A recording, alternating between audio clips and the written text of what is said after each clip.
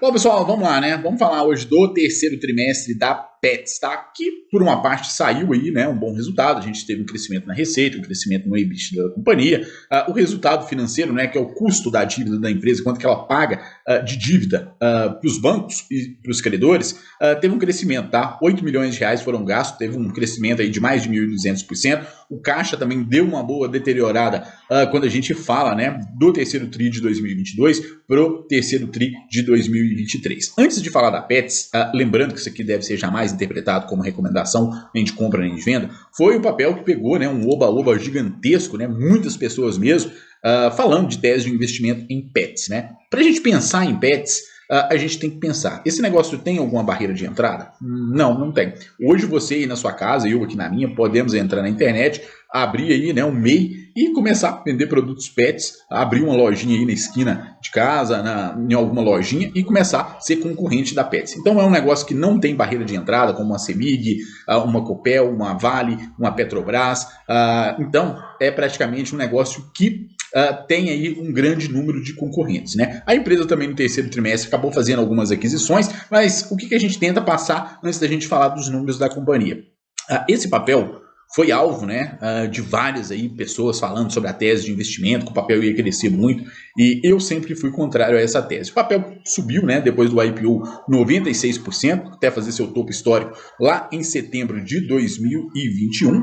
E nessa época, quando o papel sobe muito assim pós-IPO, a gente pensa assim, poxa, eu acho que eu sou um idiota, né? Porque todo mundo comprou, todo mundo está lucrando e só eu que não lucrei. Mas de lá para cá, né, o papel carrega aí uma rentabilidade negativa, se a gente pode falar, se existe essa palavra no dicionário, né, rentabilidade negativa, de 87%, né? Ou seja, quem comprou aqui deve estar chorando sangue uma hora dessa. Quando a gente dá uma olhada aqui em outros indicadores da companhia, a gente vai falar iniciar aqui pelo caixa da empresa.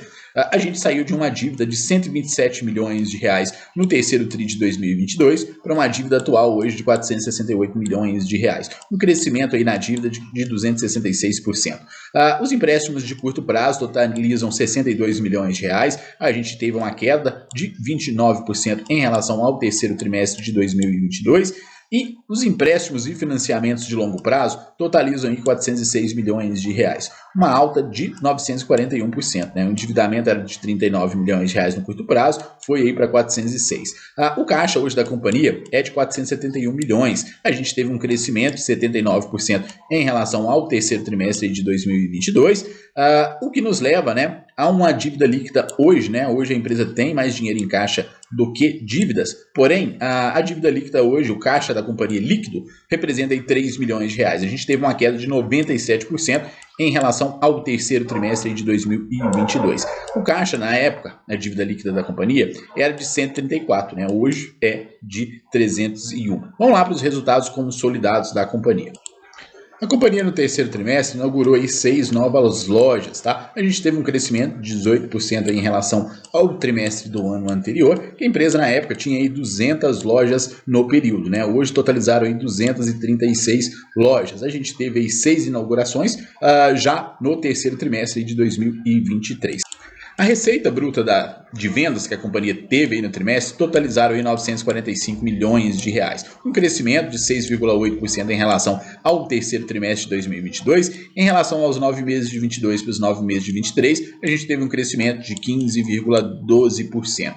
O lucro bruto da companhia totalizou aí 361 milhões de reais, uma alta aí de 1,6% em relação ao trimestre do ano anterior, e nos 9 meses só uma alta aí de 11,4%. Quando a gente dá uma olhada aí nos custos de mercadorias e serviços prestados, a gente teve uma alta aí de 12,7% em relação ao terceiro trimestre de 2022. Nos 9 últimos meses, alta aí de 18,3%. O EBITDA ajustado da companhia terminou o trimestre em 65 milhões de reais, uma queda de 9,4% em relação aos 9 meses aí de 2022 para os 9 meses de 2023, alta de 5,3%, tá?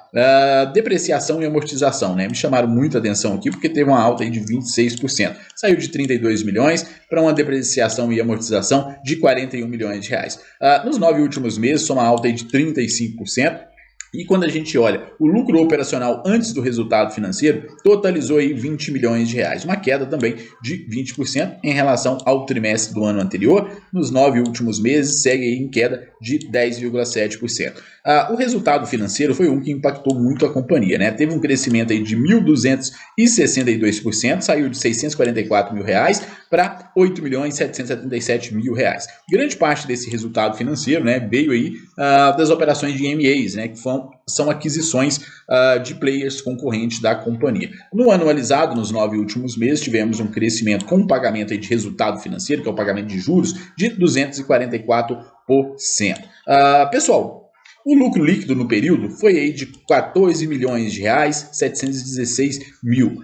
Nos 9 meses de 2023, o lucro atual da companhia soma aí 58 milhões de reais, uma queda aí de 30% em relação ao terceiro trimestre, ou os 9 meses de 2022, tá?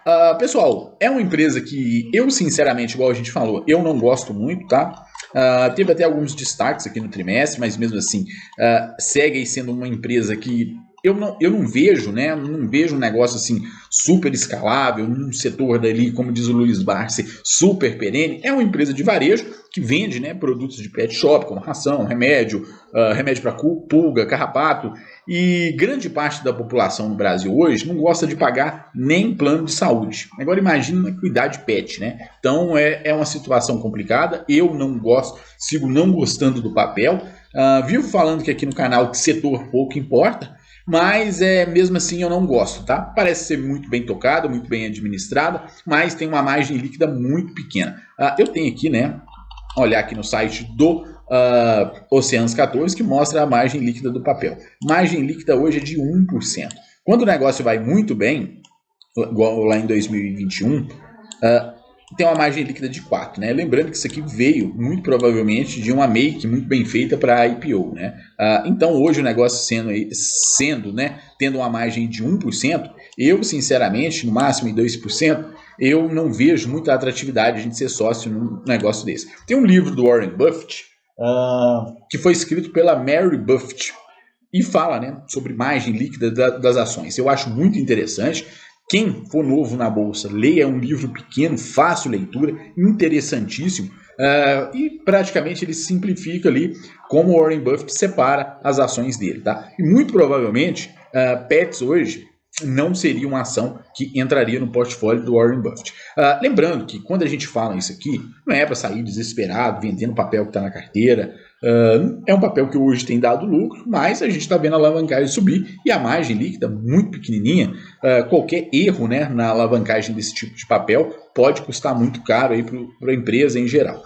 Eu vou ficando por aqui. Se você assistiu até aqui, deixa o like, se inscreve no canal e bons investimentos.